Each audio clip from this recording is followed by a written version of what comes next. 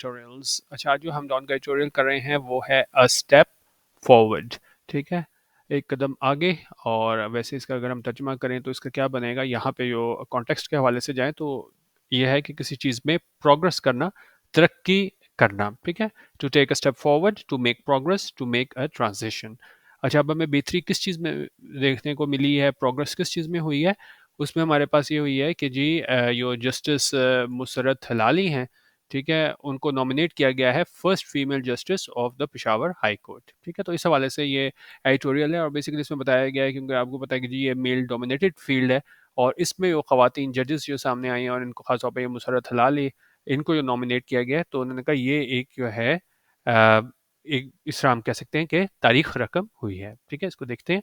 अच्छा, अब ये इस लिहाज से एडिटोरियल अहम है कि जौन जौन से नाम आएंगे, जिस तरह जस्टिस मुसरत हलाली आया है, उसके बाद फिर हम देखेंगे जो दूसरी खवातीन जजेस का नाम है जस्टिस आयशा मलिक हैं, और उसके बाद जो है ना एक और जो है सईदा ताहिरा सफ्दर, जिन्होंने ओथ लिया था बलूचिस्तान हाई कोर्ट का, वो उनका नाम है। तो ये सारे नाम आपको पता होने चाहिए। ठीक है, क्योंकि ये गिनती के नाम हैं जो यहाँ पे नॉमिनेट हुए हैं, जिस तरह आयशा मलिक और ये लोग। तो ये करंट अफेयर वगैरह में काफ़ी आप लोगों से पूछा जा सकता है। ठीक है, इसको देखते हैं। Getting ji, although her post is temporary at the moment, Justice Musarrat Hilali has nevertheless made history by being nominated as the first female Chief Justice of the Peshawar High Court. उन्होंने कहा although, अगरचे, her post is temporary, कि उसकी जो post है वो temporary है, वो आर्जी है at the moment, इस वक्त। Justice Musarrat Hilali has nevertheless made history, उन्होंने कहा जस्टिस मुसरत हलाली ने क्या है वो तारीख रकम की है, किस तरह, by being nominated, के नॉमिनेट होने के, as the first female chief justice of the Peshawar high court, के ये नॉमिनेट हुई हैं, नामजद हुई हैं पहली फीमेल चीफ जस्टिस के तौर पे पेशावर हाई कोर्ट के। अच्छा, उन्होंने कहा कि जी she will hold the position of acting chief justice until her nomination is hopefully confirmed by judicial commission of Pakistan. क्योंकि अभी ये सिर्फ नॉमिनेट हुई हैं, तो उन्होंने कहा कि वो इस पोजीशन को बरकरार रखेंगे एक्टिंग चीफ जस्टिस की।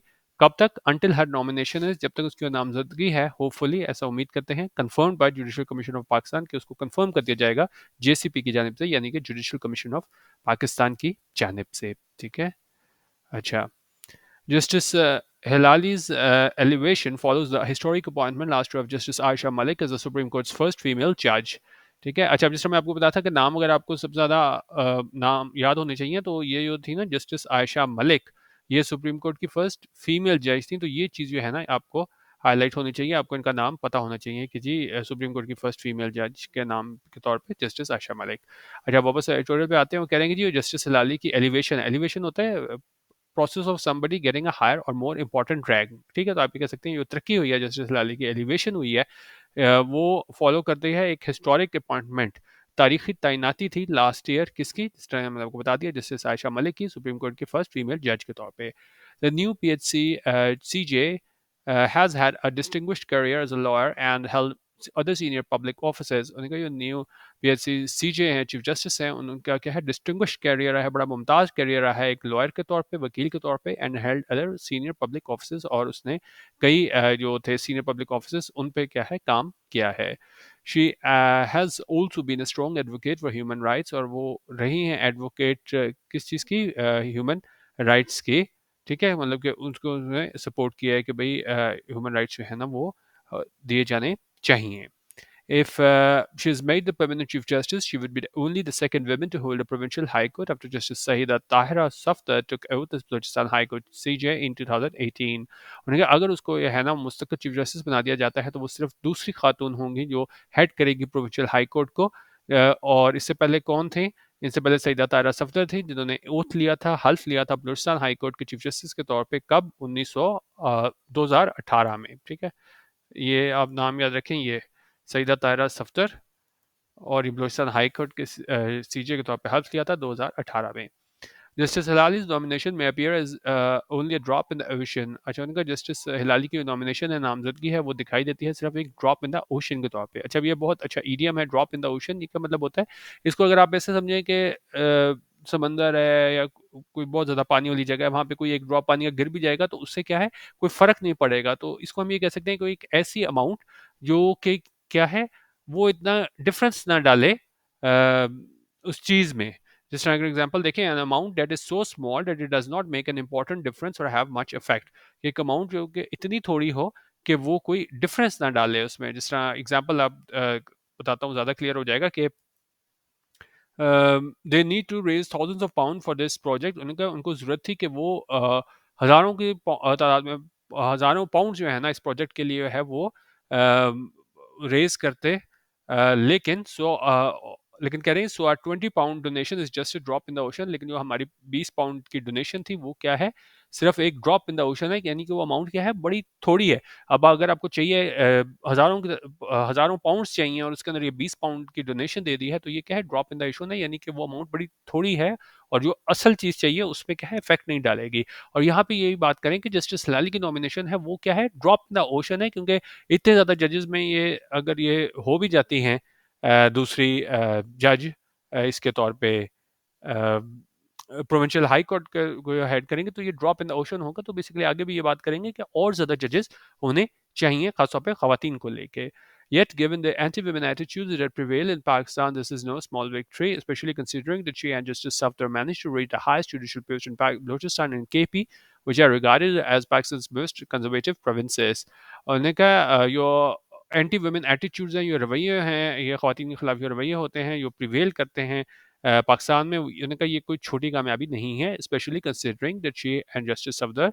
और देखते हुए कि वो और जो जस्टिस सफदर हैं ना, वो हाईएस्ट जुडिशल पोस्ट तक पहुंचे बलोचिस्तान और केपी में, जिसको समझा जाता है, रिगार्ड किया जाता है पाकिस्तान के सबसे ज़्यादा कंजर्वेटिव प्रोविंसेस के तौर पे कदामत पसंद। ठीक है, अब ये यहाँ पे मतलब अब इसमें मुख्तलिफ आरा आएंगी कि भाई जिसको कदामत पसंद कहते हैं वो क्या है, अपने वैल्यूज़ के साथ अटैच होना होता है। लेकिन खैर अभी हम उस बहस में नहीं जा रहे कि जिस तरह कहा जाता है, लेकिन ज़ाहिर है कंजर्वेटिव के प्रोविंसेस के तौर पर लिया जाता है केपी और बलोचिस्तान पे, जहाँ पे ख़वातीन को मतलब इतना आगे नहीं लाया जाता। तो वहाँ पे बात करें कि इन दो सूबों में ये जो आए हैं आगे ख़वातीन, तो ये बहुत बड़ी इनकी कामयाबी थी। ठीक है, अच्छा, और आगे हम देख लेते हैं।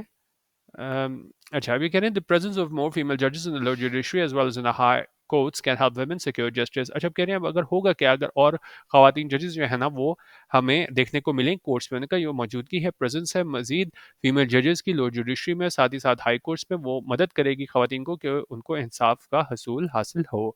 While justice is indeed supposed to be blind, as Justice Aisha Malik has noted, bringing a gender perspective to the courtroom is important.